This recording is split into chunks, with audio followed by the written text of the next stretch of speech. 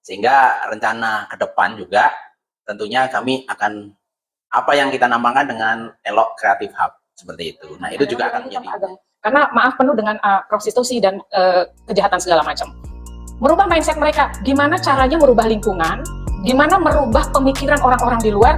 Ini wilayah Bambu Apus ini wilayah yang aman, bersih, dan orang dari luar itu datang bisa enak. Itu juga akan menjadi marketplace yang bersifat skala lokal maupun nanti kita linkkan dengan marketplace yang ini ada yang bisa dihubungi nomornya? Ada yang bisa dihubungi. Sedang mereka rasakan masalah apapun yang sedang mereka hadapi, mereka bisa cerita. Jadi kita tahu solusinya seperti apa.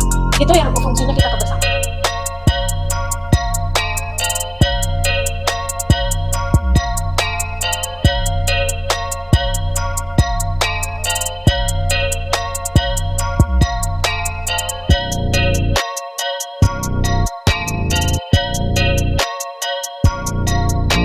Luar biasa Sobat Ngopi, ini Pak Ageng sepertinya baterainya tuh selalu.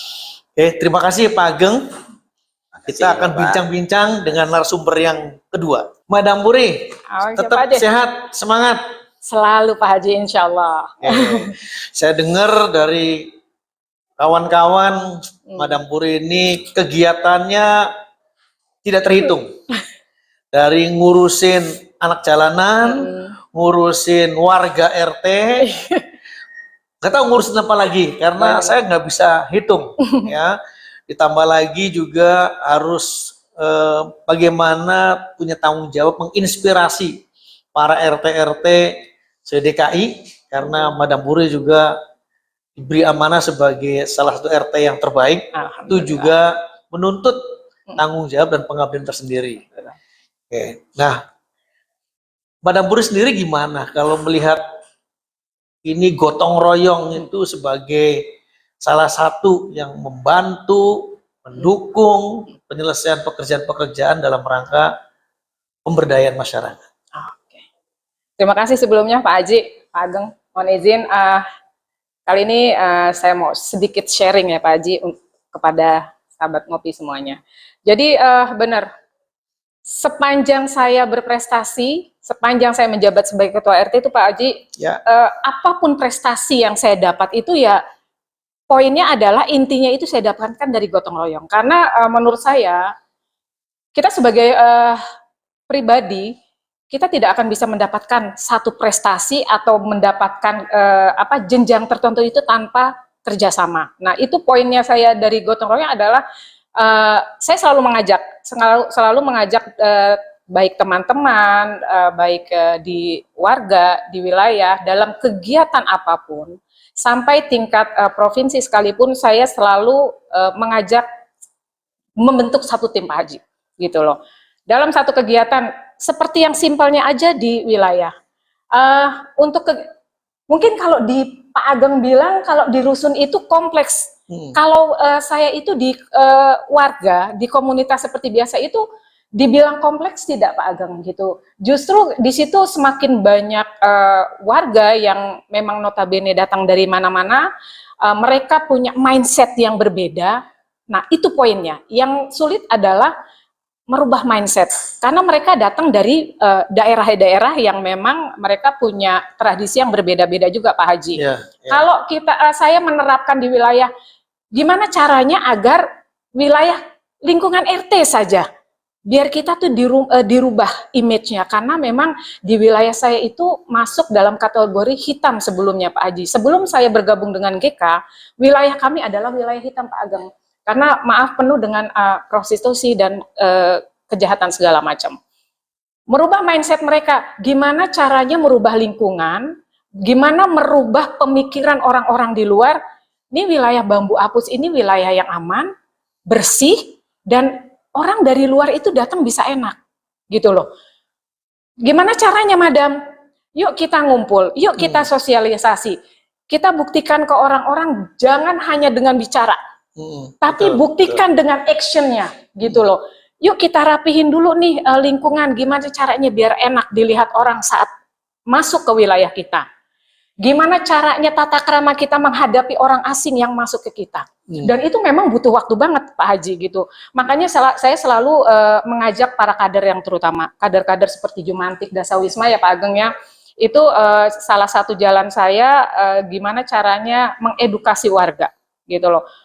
Kalau kita nggak ada sistem gotong royong, kalau saya yang harus gerak sendiri itu rasanya impossible gitu loh. Jadi kalau dibilang gotong royong itu besar maknanya, apa namanya, jadi poin utama dalam segala kegiatan saya, itu benar-benar salah satu kuncinya Pak Haji. Karena memang terutama karena saya profil perempuan, Pak Haji, gitu, yang menghadapi banyaknya pendatang, banyaknya di lingkungan saya yang juga para ketua RT, RW itu notabene laki-laki. Meng-underestimate itu sudah biasa, gitu buat saya. Jadi saya hanya membuktikan kepada mereka gimana caranya kita merubah image, kita merubah mindset warga kita, agar kita bisa dipandang lebih baik di luar, merubah nuansa lingkungan wilayah kita itu menjadi lebih nyaman untuk warga luar masuk ke wilayah kita. Bagaimana ibu-ibu juga mengedukasi anak-anak mereka jadi lebih, apa ya, lebih humanis saja gitu loh, Pak Haji. Jadi lebih enak untuk diedukasi, dididik dalam keseharian. Ini itu apa yang dilakukan oleh Madam Puri nggak gampang loh. Apalagi seorang perempuan yang tinggal juga di lokasi yang sama. Biasanya orang tinggal di lokasi yang sama punya prinsipnya adalah membenarkan yang biasa. Betul. Bukan membiasakan yang benar. Betul. Sehingga kalau ada yang buang sampah sembarangan sudah biasa. Nggak gampang tuh, Madam Puri. Jadi merubah orang yang punya pemikiran udah biasalah, ini dirubah, ditarik, berubah 360 derajat. Ayo berubah, jangan membenarkan yang biasa, tapi membiasakan yang benar. Itu gimana ya kiat-kiatnya, Madam Puri? Kalau buat saya mungkin, selalu memang banyak pertanyaan seperti itu Pak Haji. Kalau buat saya pribadi mungkin karena saya turun sendiri dan saya merasa, saya selalu berusaha untuk enjoy dengan apa yang saya lakukan. Karena yang utama adalah pendekatan Pak Haji, gitu loh. Amat sangat sulit, saya juga bukan penduduk asli, Pak Ageng di situ, jadi penerimaan warga pun otomatis jauh. Dari saya yang orang luar, bukan asli situ, dan saya juga perempuan memang sulit, tapi saya meyakinkan diri tidak ada yang bisa dirubah kalau kita melakukannya dengan hati. Nah, saya lakukan pendekatan, saya ngasih mereka pengertian. Apa sih untungnya kalau kita bisa merubah lingkungan? Bagaimana kita bisa merubah hidup kita lebih baik ke depannya, gitu loh. Memang rada sulit. Kembali lagi seperti yang Pak Ageng bilang, latar belakang pendidikan, latar belakang budaya, itu memang berpengaruh banget Pak Haji, gitu. Dan itu saya rasakan. Tapi kembali lagi, sepanjang kita punya niat yang keras, sepanjang kita memberi pengertian mereka, apa gunanya menjadi manusia yang lebih baik, bagaimana caranya berubah, memang butuh waktu sekali. Step by stepnya itu memang takes time banget Pak Haji, tapi saya meyakinkan mereka, menjadi manusia yang lebih baik itu nggak akan susah. Menjadi manusia dan pribadi yang lebih baik itu untungnya bukan buat orang lain, tapi kembali lagi ke diri kita, gitu.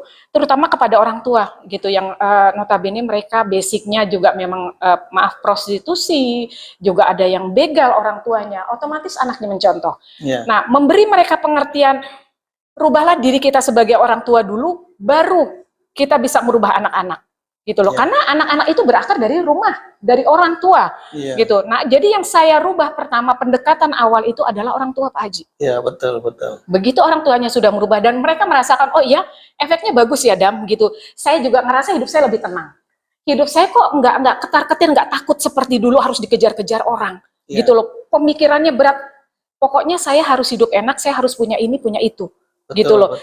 Mereka bisa menikmati itu, akhirnya mereka pun nyaman. Gimana caranya membesarkan anak-anak, gimana caranya memberi pendidikan anak-anak yang lebih layak. Bukan tanda kutip dalam hal materi Pak Haji, karena memang di lingkungan kami itu rata-rata menengah ke bawah. Jadi saya meyakinkan mereka, memberikan pengertian bahwa menjadi manusia yang lebih baik, menjadi hidup yang lebih baik ke depan itu bukan dinilai hanya dari materi, tapi berubah dari masa lalu yang memang hitam, paling tidak sedikit diperbaiki. Dan alhamdulillah, karena 1-2 orang mereka sudah merasakan nikmat itu, mereka bicara sama yang lain, oh enak loh, Ya, gitu, ya. yuk ikut madam, gitu, yuk. Dan mereka tadinya yang malu, merekanya tadi takut, mereka datang sendiri Pak Haji. Ya. Gitu, mereka datang, mereka sharing, dan mereka curhat, dari situlah saya tahu. Ya. Itu. Jadi apa yang disampaikan oleh Madam Puri, saya jadi teringat apa yang disampaikan oleh guru-guru saya, ya, waktu kita belajar di pesantren. Jadi katanya kan al-baitu madrasatul ula. Jadi belajar yang paling pertama adanya di keluarga. Di keluarga, betul. Makanya saya sepakat tuh. Kalau keluarganya baik, maka akan melahirkan generasi berikutnya lebih baik. Iya. Kalau rumah tangganya, keluarganya itu berantakan, maka otomatis. Iya. Ada cerita Pak Ageng, Mbak Puri. Jadi ini dalam sebuah kitab. Iya. Jadi katanya ada sidang seluruh setan. Jadi raja setan tuh panggil, prestasi kamu apa setan? Dia ngomong, saya sudah berhasil menggoda orang itu yang tadinya nggak nyuri jadi mencuri. Kata komandan setannya, biasa.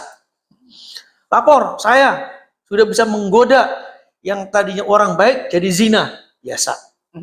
Saya udah berhasil menggoda yang tadinya nggak sholat, yang dia sholat jadi nggak sholat, biasa. Satu lagi, saya berhasil menggoda sebuah keluarga yang tadinya rukun jadi bercerai.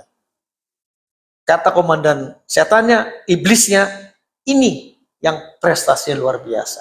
Jadi saya terinspirasi dari apa yang disampaikan oleh Madam Puri. Memang keluarga menjadi dasarnya penting. Ya. Tapi memang saya juga paham itu nggak mudah, nggak mudah. Ya. Kenapa? Karena masing-masing keluarga biasanya punya prinsip pendirian yang berbeda-beda. Iya, pastinya gitu. Jadi justru itu buat saya mungkin sebagian orang bilang itu cemoohan, gitu loh. Otomatis dengan status saya yang sendiri, perempuan yang harus bekerja ini itu, mereka selalu bilang gini, ngapain sih Puri? Gak ada uang di situ, gitu loh. Apa sih gitu loh ngurusin anak orang, gitu. Nggak ada efeknya buat hidup kita. Jadi itu dia, kalau buat saya itu jadi satu tantangan yang saya akan kembalikan lagi ke mereka. Kalau kalian bisa seperti itu, ya udahlah melakukan yang haram saja, toh uang banyak, kita hidup tenang, masa depan pasti terjamin. Oke, jangan bilang hidup tenang dengan memulai sesuatu yang tidak baik, dengan segala yang haram, saya bilang. Karena saya pun akhirnya didukung oleh orang-orang yang mereka sudah berubah Pak Ageng, gitu loh. Iya memang benar, saya sudah merasakan gimana nikmatnya, gimana mudahnya saya mendapatkan materi hanya dengan sekejap mata. Tapi ketenangan itu tidak saya dapat, itu loh. Nah itu akhirnya saya kembalikan lagi ungkapan-ungkapan yang seperti itu Pak Haji, gitu loh. Ya akhirnya mereka melihat, betul, saya mungkin kurang secara ekonomi. Mereka melihat saya harus kerja keras dengan menghidupi anak, dengan harus kerja begini gitu. Tapi mereka tidak pernah melihat saya menangis, mereka tidak pernah mendengar saya mengeluh, mereka selalu melihat saya, gimana caranya saya bisa membahagiakan orang, gimana saya bisa bekerja.